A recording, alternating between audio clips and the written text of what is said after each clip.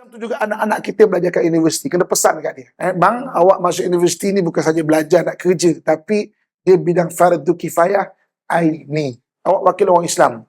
Semua benda susah dalam hidup ni. Tak ada benda yang senang. Susah itulah Allah bagi pahala. Orang Islam dia ada konsep. Dia susah kan. Baru ni ada satu orang doktor kan. Banyak doktor depression. Hukum menuntut ilmu. Ini tak tahu saya ulang. Saya ulang lagi. Biar kita ingat Sebab takarrara tahaqqaqa. Berulang-ulanglah kamu, maka kamu akan ingat. Hukum menuntut ilmu itu ada 4. Okey. Yang pertama dipanggil fardu ain. Fardu ain ni semua wajib belajar. Bodoh ke, pandai ke, raja ke, rakyat ke, orang kaya, orang miskin, semua wajib belajar. Fardu ain ni apa? Benda-benda yang memahamkan kita rukun iman dan rukun Islam. Kan? Secara asas. So rukun Islam 5, syahadah, sembahyang, puasa, zakat, haji. Benda-benda yang memahamkan kita sampai kita boleh menunaikan dia, itu dipanggil fardu ain. Wajib belajar. Ataupun juga rukun iman. Kita faham secara asas, percaya kepada Allah, percaya kepada malaikat, percaya kepada kitab, percaya hari kiamat, qada. Maknanya memahamkan 6 rukun iman tu, memahamkan kita dan meyakinkan kita secara asas. Itu dipanggil fardu ain. Fardu ain wajib belajar. Tak kira lah siapa pun. Okey. Hukum menuntut ilmu yang kedua dipanggil fardu kifayah. Fardu kifayah ni kalau bahasa tok guru lama, seorang dah belajar yang lain tak payah. Bahasa tok guru yang lama. Dia adalah bidang-bidang kehidupan. Orang Islam wajib melahirkan wakil. Melahirkan wakil. Contoh, ilmu ekonomi. Maknanya orang Islam kena ada wakil ilmu ekonomi. Ilmu perubatan, orang Islam kena lahirkan doktor Islam. Ilmu apa lagi? Undang-undang, kena ada wakil undang-undang. Maknanya orang Islam kena ada wakil. So kalau dia kata, itu fardu kifayah, maknanya kena ada wakil orang Islam. Maksudnya, satu komuniti umat Islam, kena ada wakil dia. Tu jadi dipanggil ilmu fardu kifayah. Yang ketiganya dipanggil fardu kifayah aini. Fardu kifayah aini ni apa? Fardu kifayah aini ni sesuatu bidang fardu kifayah yang seseorang telah menceburinya. Bagi orang lain fardu kifayah. Bagi dia fardu ain. Dia panggil fardu kifayah aini. Saya ulang balik takrifan dia. Dia fardu kifayah. Fardu kifayah ni kan kita kena ada wakil je. Tapi seseorang telah menceburinya. Seseorang telah menceburinya bagi orang lain fardu kifayah. Tapi bagi dia fardu ain. Dia tak boleh belajar main-main. Kalau belajar main-main haram hukum dia. Berdosa hukum dia. Contoh, dengan izin Allah dalam bab saya, dalam bab diving saya tak boleh belajar main-main. Kalau belajar main-main haram hukum dia. Sebab saya wakil orang Islam dalam bab diving. Ada orang Islam yang lain tapi antara wakil orang Islam. Ada beberapa specialty ni, diving ni ada 40 specialty yang lain. Maknanya orang Islam tak ada pun dalam tu. Contohnya macam chamber operator. Chamber operator tu dengan izin Allah saya boleh mengajar. Saya mengajar UTK baru ni, polis Polis UTK, chamber operator. Tak ada orang Islam yang ada wakil. Saya tak boleh belajar main-main. Pening saya belajar teori dia lah apa semua. Saya ustaz tau, bukan orang mathematician. Untuk mengira teori-teori apa oxygen toxicity macam mana, apa nitrogen narkosis macam mana kiraan dia semua tu. Tapi saya maknanya terpaksa. Sebab kalau saya tak belajar berdosa. Sebab saya orang Islam. Macam tu juga anak-anak kita belajar kat universiti, kena pesan kat dia. Bang, awak masuk universiti ni bukan saja belajar nak kerja, tapi dia bidang fardu kifayah aini. Orang lain, mak mungkin bidang lain. Awak bidang ini kena belajar betul-betul. Awak wakil orang Islam. Semua benda susah dalam hidup ni. Tak ada benda yang senang. Tak ada benda yang senang. Apa benda, semua benda susah. Susah itulah Allah bagi pahala. Orang Islam dia ada konsep. Dia susah kan. Baru ni ada satu orang doktor kan. Banyak doktor depression. Ketika tengah mana houseman lah sebagainya sebab beban kerja terlalu berat. Tapi kalau dia faham ini fardu kifayah ini, dia ada pahala kat situ. Jadi pahala itu lebih besar sebenarnya. Pahala ni mengundang takdir yang baik tau. Kita hidup kita tak tahu, kita hidup atas takdir. Jadi beramal tu dia mengundang takdir yang baik.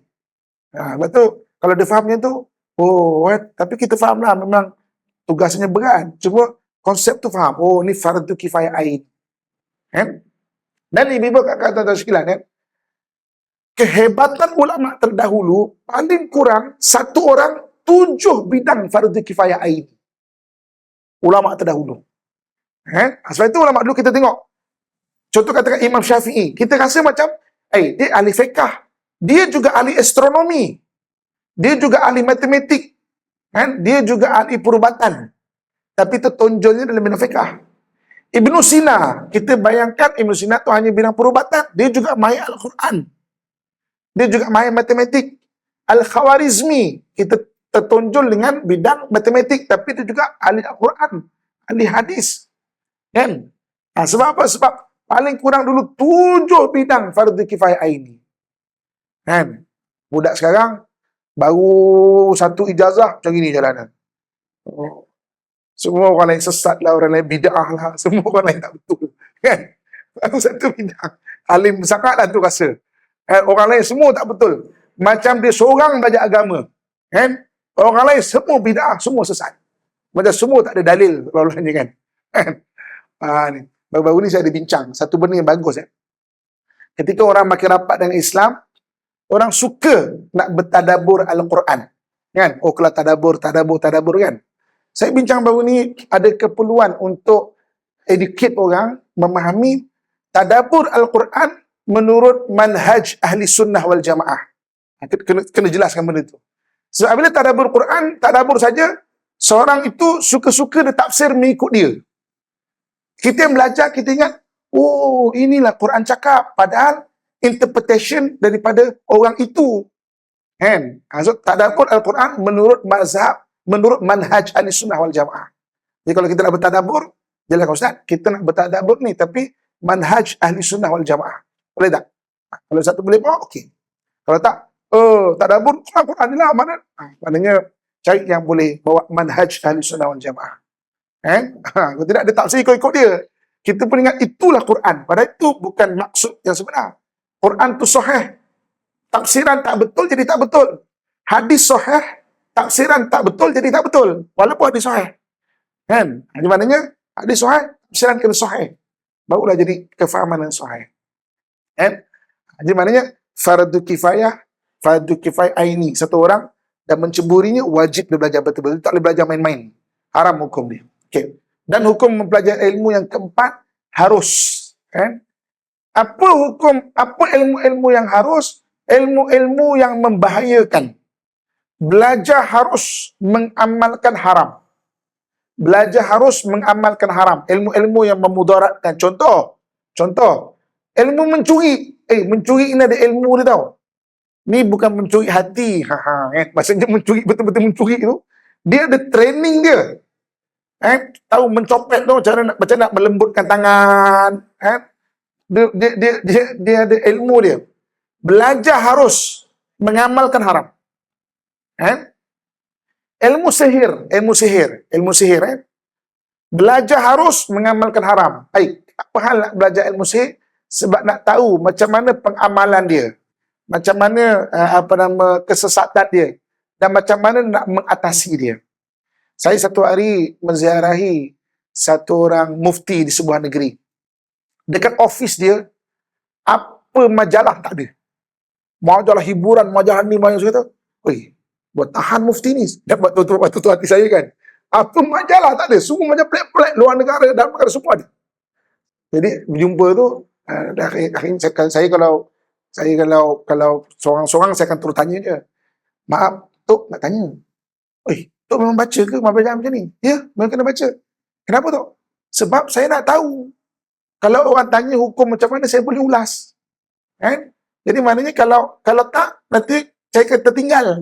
Apa hukum-hukum terkini, orang dan sebagainya kan. Kena ulas. Betul. Kan? Dia kena tahu. Tapi, mengambil tahu benda pelik-pelik tu harus. Mengamalkan haram. Kan? Jangan belajar macam mana mengcolor rambut dengan bagus kan. Lepas tu testlah sikit, tak boleh. Belajar harus. Mengamalkan haram.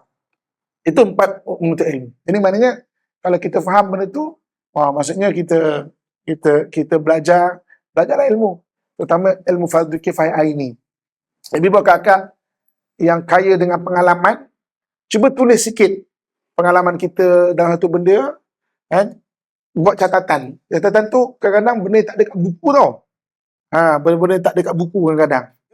Hukum menuntut ilmu ada 4 fardu ain.